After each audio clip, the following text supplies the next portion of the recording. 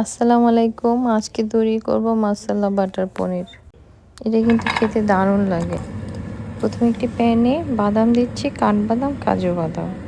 এরপরে টমেটো দিয়ে দিচ্ছি একটা, পেঁয়াজ দুটো এবং লাল দুটো মরিচ দিয়ে আমি একটু অল্প বাটার দিয়ে ভেজে নিচ্ছি। এরপর দিয়ে দেবো 1 চা চামচ আদা বাটা, 1 চা চামচ রসুন বাটা।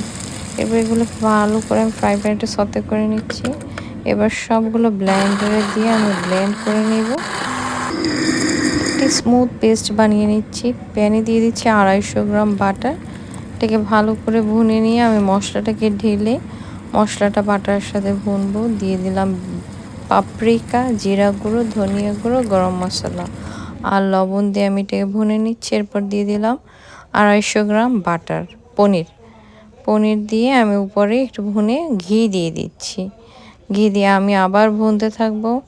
মশলা আর বাটারের সুন্দর একটা মিশ্রণ হবে। এরপর দিয়ে দিচ্ছি চিনি, ব্ল্যাক পেপার আর মেথি। এটা হচ্ছে কাসুরি মেথি। তো সব দিয়ে আমি আবার ভালো করে ভুনে নিচ্ছি। ঢাকনা দিচ্ছি, আবার তুলে ভুনে নিচ্ছি। বারবার এরকম করতে হবে।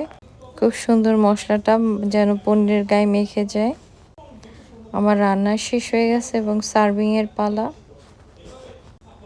আমার রান্না যদি আপনাদের ভালো লাগে, কষ্ট করে দেখে থাকেন, সেজন্য আপনাদের সবাইকে অসংখ্য ধন্যবাদ।